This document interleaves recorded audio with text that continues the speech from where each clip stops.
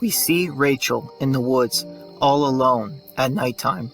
She aims her handgun, hearing owls hooting and crickets chirping.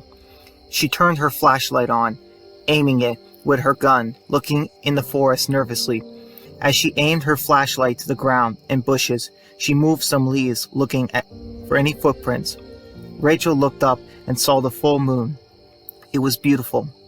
Rachel continued to aim her gun and heard footsteps behind her. She got startled and turned around, quickly seeing a walker. The walker surprised her as they tried to tackle her, making her drop her gun. Rachel struggled as the walker snarled at her face. Rachel lifted her head, headbutting the walker in the bottom jaw, and pulled out her knife, stabbing it right through the jaw. The walker was still alive. "Oh, come on, really?" she shouted, and aimed her knife higher, getting it through the eye. As the walker dropped down, Rachel backed up and started to catch her breath. She then heard something else behind her, startling her. She turned around, aiming her knife, and seeing a tall man standing in front of her. Big blue eyes, thin leather jacket, and toned built. Rachel was awestruck. "Ben?" she asked. She walked forward, running, and hugged him. She burst into tears as she hugged him. As she opened her eyes, Rachel woke up on her bed in her bedroom. Rachel looked around, touching her bed. She touched her face and looked around. She slowly got up and looked sad, wiping the tears from her eyes. She then pulled out a drawer and took a photo. She looked at the photo she got from Brandon, seeing Benjamin and him smiling at each other at Six Flags. She gave a sad, somber smile and lowered it as she got up from the bed. Rachel started quietly getting dressed and packed up her bag. She left her bedroom, quietly closing the house doors as footsteps touched the wood, making a creaking sound. Outside the walls, Rachel looked around the trees. She looked into one of the empty cars, looking to see if it was freshly opened. As they looked dry, she started checking the glove boxes for anything.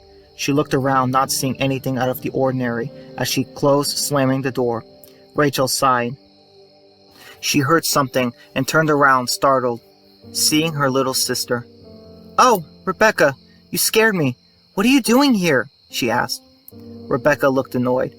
"I suppose I should be asking you that," Rebecca said sarcastically. Rachel rubbed the back of her head. "I couldn't sleep," Rachel says. "I think I know why," Rebecca says, showing her the photo with Benjamin. "So you went outside the walls when there are dangerous people out here who killed—" "Don't say it," Rachel says, interrupting. "Please," she begs. Rebecca hands her the photo. "Please come inside," Rebecca asks. Rachel sighs, taking the photo, walking back with her sister. In the woods, someone watches them from the bushes and runs off.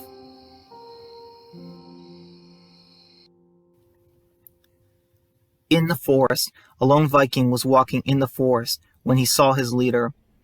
The rager tried to hide and observe what his leader was doing, hunching over and consuming something quickly. He immediately noticed him. "You should acknowledge yourself before sneaking up on me," he tells the rager. "I'm sorry, my king, but we found something." The intimidating leader looks at him. "Rod, I would like what you saw to be kept just between us," he stated. "I didn't see anything, my king, But the leader interrupts him. "I know you saw enough. Lying will only make it worse." "Do you really want to lie to me?" he asked. Rod gave in, scared. "No, my king. Please forgive me," he asked. "Never question me again. So what have you found out?" he asked.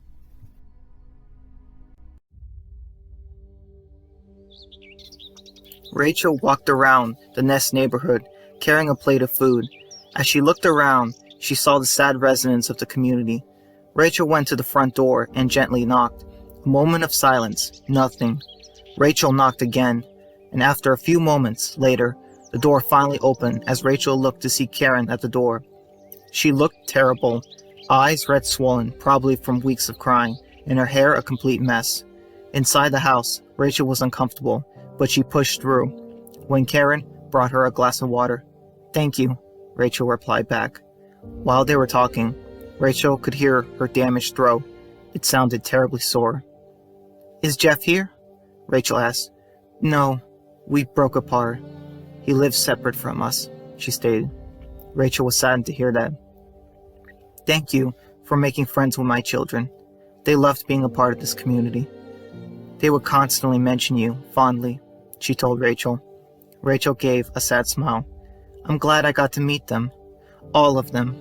I never had friends from before, she told Karen. You didn't have any friends before the fall, dear? She asked. No, I didn't, she stated. Well, you see, I had to get up early every morning, make my siblings breakfast, take them to the bus stop, pick them up. I'm so sorry, Karen said. And school wasn't any better, because I focused on my schoolwork and my family, and I was a target for some of the girls there. They would get and dump new boyfriends as often as I had tests, she stated. Why did they target you? She asked. Some of their ex-boyfriends would ask me out, but I wasn't interested. And they got so mad at me, Rachel stated. That's horrible, Karen said. I didn't let them see that they got to me. I had too much on my mind. But enough with that. Is Victor here? She asked. Maybe in his room. It's the last door to the right from the hallway, she answered. Rachel got up, thanking her, and went to see if Victor was in his room. She knocked and opened it. Nothing.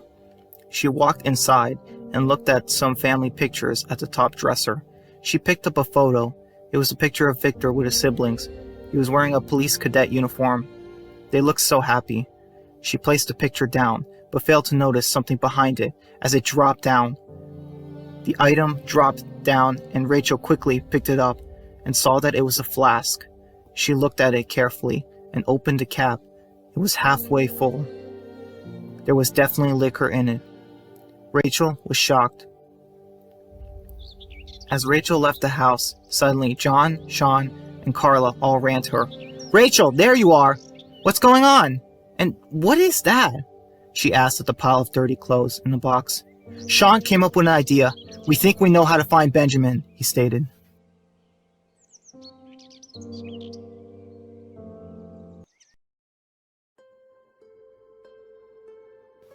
Later, we see Rod grabbing Raven and lead him to a tree. I must speak with you, he whispers. What is the meaning of this? Raven asks. Our leader is weak, Rod states. You bite your tongue or he will, Raven rebukes. I saw him taking medicine. Our leader is weak, he stated. For 2 weeks, we have been setting up traps, gathering food and weapons. Our leader hasn't spilled a single drop of blood since the duel. Raven began to think and was scared. We can't kill him. He'll kill us. Well, we don't have to do it when he's awake, Rod stated. You're saying we should kill him in his sleep? Have you no spine? He takes medicine for his pain. I saw him do it with my own eyes, he whispered. What proof do you have? Raven asked. Haven't you noticed our leader goes off many times? He's always told us to not follow him when he goes off into the woods alone. I think he's lost his strength, and if we don't remove him, we'll all die due to his misjudgment. He's no longer the strongest there is, and we deserve a better leader, Rod stated. Like you? Raven asked.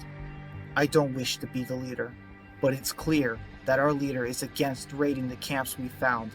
Remember that town of people we attacked?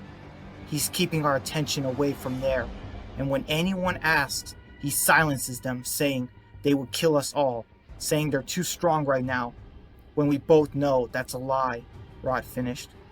So tell me, Raven, are you with me? He asked. At Nest, we see Grace sitting in the infirmary looking a little nervous as Hannah walks up to her.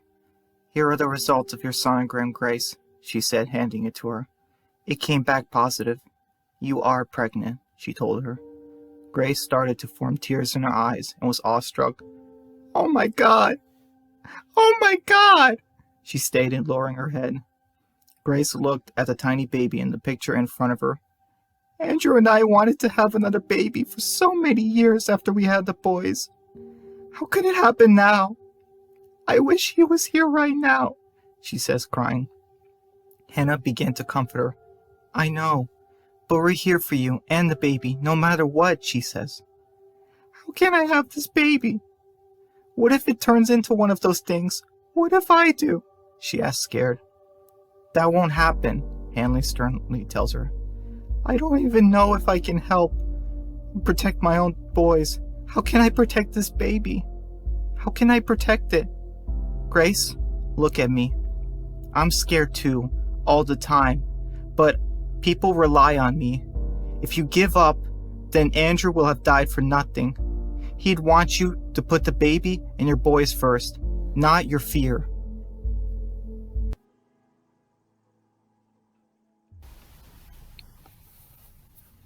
Elsewhere, Xavier goes with Peter, Kyle, Lawrence, and several others in the forest.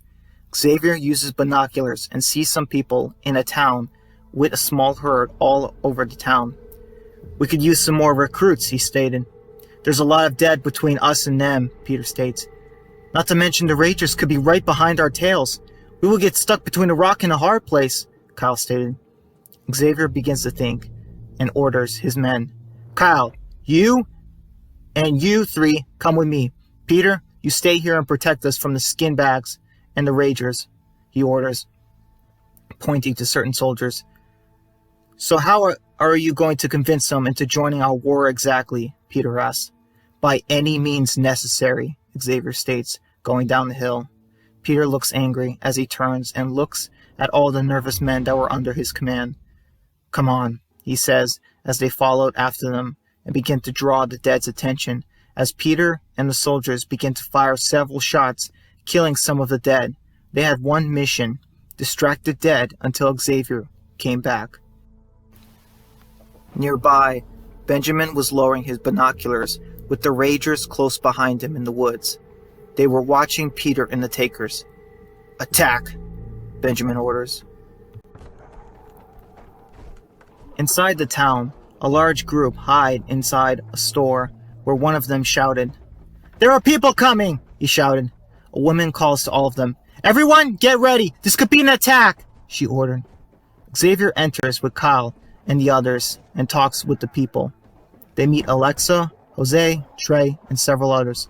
Whoa, it's okay. We're here to help you guys, Xavier states. We don't know who you are, but you should all go. Leave us alone, she says, armed with a machete. Hey, look, I understand you're scared. You're right. You don't know us. But there's a lot of dead coming for you, all outside. Don't you think you have a better chance getting out of here alive if you come with us? Yes.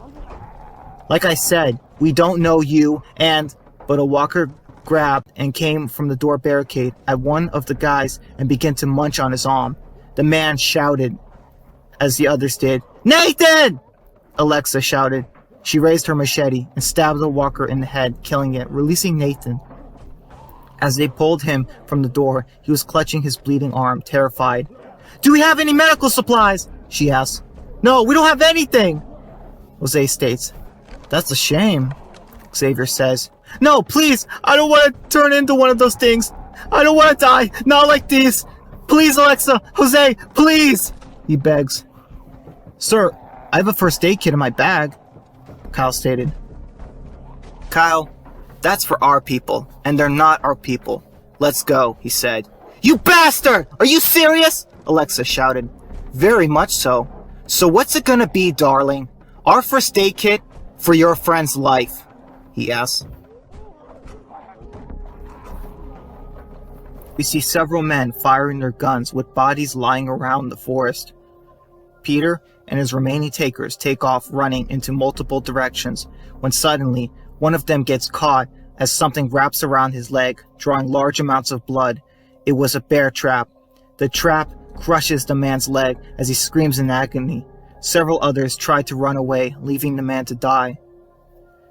He looks on in horror before being grabbed from behind and having his throat slit. As the man tried running away through the forest, one of them fails to notice a thin line as his body crashes against it. His body violently stops in the air. As he hangs in the air, the other men crash into the net of barbed wire that was blocking the clearing.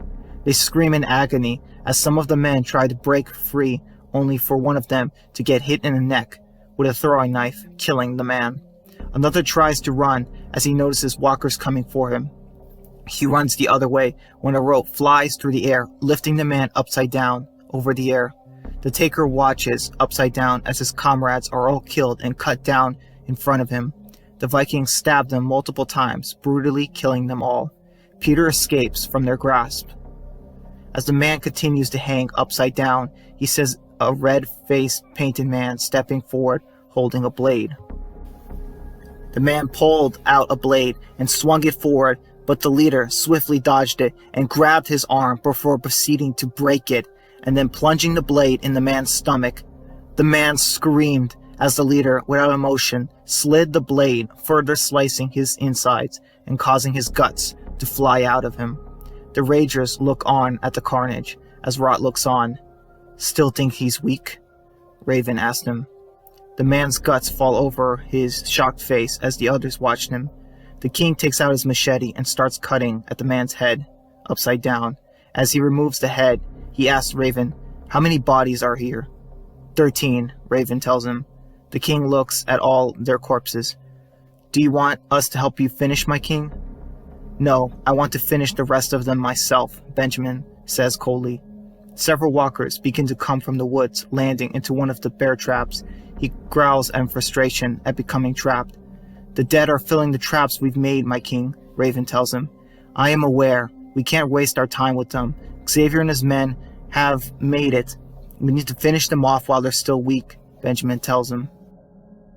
Meanwhile, at Xavier's camp, we see Brandon walking towards Talia. In the background, Eddie and Dina play with each other.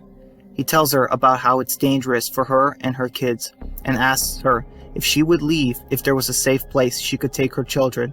She asks him what he's asking her. Why is he asking her for this? And he tells her that he doesn't want to see her or the kids get hurt.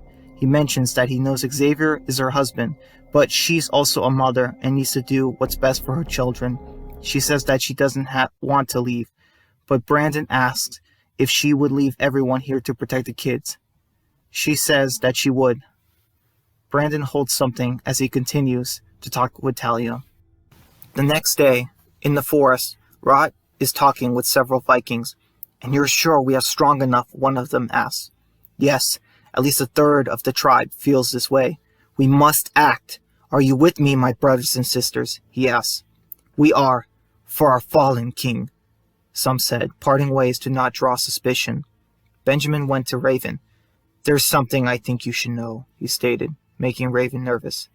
In their camp, we see Brandon, Alexa, Kyle, and Peter all go up to Xavier as Talia is talking with him. "Xavier, sir, we need to talk," Peter says for everyone. Xavier looks toward his wife. "No more about this," he tells her as Talia gets up and leaves. "Really? Talk about what exactly?" Xavier asked. "We believe that this camp won't protect us anymore. We lost 13 soldiers yesterday, and it's only going to get worse if the Ragers find our camp again," but Xavier interrupts him. "We gained another 20 more soldiers yesterday, thanks to me, and the Ragers don't know where our camp is, so we still have the element of surprise," he said. Peter was unconvinced. "Those men were a part of our group for years. They had families here, and," he said before being interrupted again, "and we will avenge them with the help from Alex." "My name is Alexa, sir," she stated. "Who cares? It's the same thing. I was chosen to be the leader of this camp. I saved all of you. Are you all saying I shouldn't be the leader anymore?" he asked sternly. "No, sir. We were not saying that." "Then stop questioning me. We will stay here. We're not running away. Not again. I don't want to hear any more of this. These bastards have been killing us since the start, and we've been running ever since. Losing member after member, but we will kill them all," he shouted.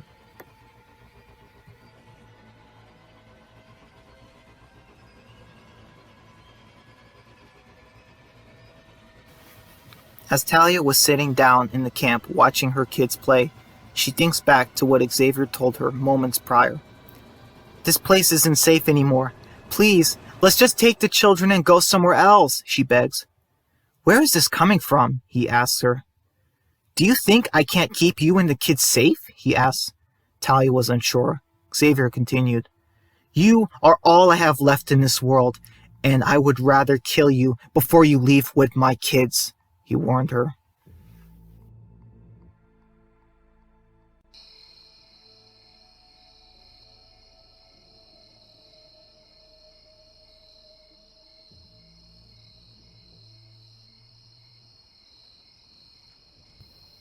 It was nighttime at the Rangers' camp. Rod, Raven, along with dozens of others, carefully walked around the others who were seemingly sleeping on the ground and went to the leader. "I will kill him," he whispered.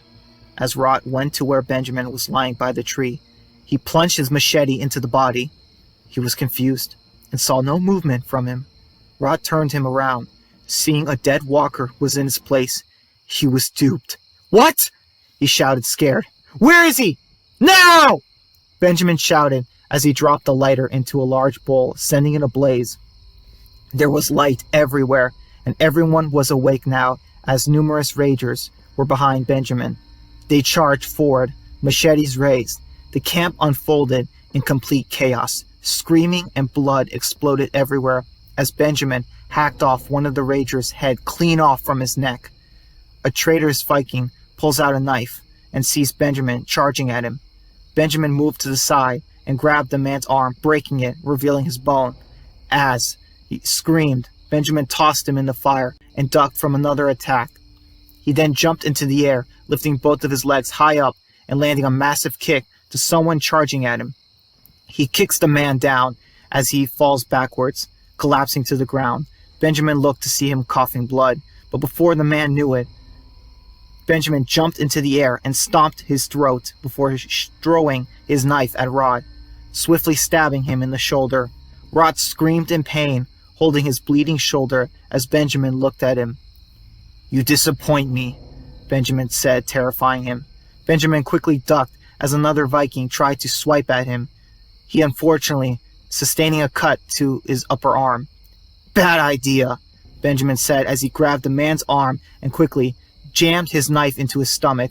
The man grabs Benjamin, but he swipes open the man's stomach, releasing his internal organs as they came crashing down on the dirty grass.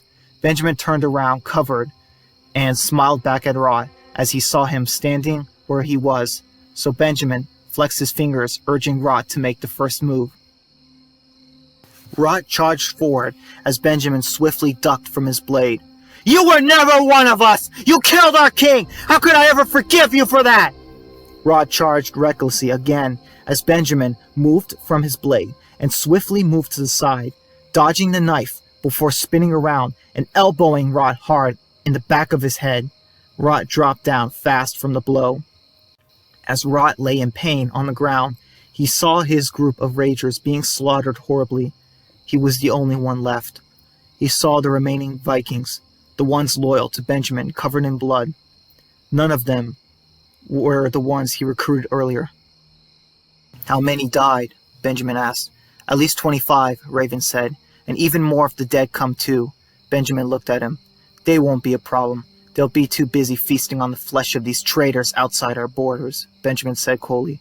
Rod was petrified in fear. "Please, my king! I have sinned against you. I have betrayed you and everyone. I betrayed myself. Please forgive me. I don't deserve to suffer. Death is too good for a traitor like me," he stated. "I say we let him live and strip him for the dead. It will be fun to see what part of his body they eat first," Raven suggested. Everyone began to laugh at the suggestion. They were agreeing, saying death is too quickly for him. They all murmured amongst themselves as Benjamin shouted, "Silence!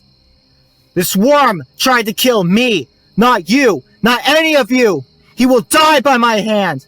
I am not some fool who lets a person who tried to kill me live. That's the most idiotic thing to do in this world." Benjamin looked at Rod. "I'm so disappointed in you. If you were gonna kill me, you should have done it. That's our one rule. We don't fail killing anyone. We don't let anyone live. We leave no survivors. You want me to spare you?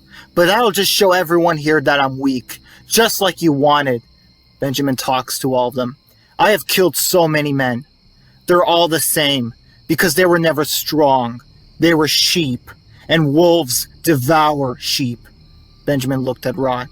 "I knew you were going to betray me, gather a small army at your side, because I wanted to root out all the weaklings and traitors from our camp. They all thought they were fighting for a future, but you led them all to their deaths, to their extinction. You were a blind sheep, Rod. Blind sheep only lead more sheep into the jaws of the wolves." Rod begs for his life. Please forgive me, Your Grace. I'm so sorry. Please don't kill me. I swear on my life I'll never do it again.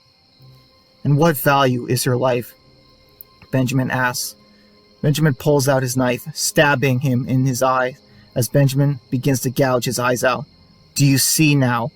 Benjamin asks coldly as Rot screams with everyone watching as his screams howl through the night. At the camp, Brandon noticed there was something in the woods.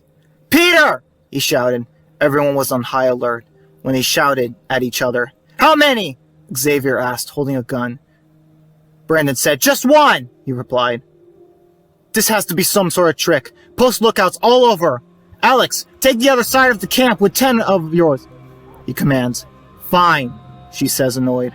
Peter looked at a Viking who was carrying something. He's holding a bag, he asked, unsure. Careful, it could be a bomb, Xavier warns. I doubt it, sir. He has his gun raised.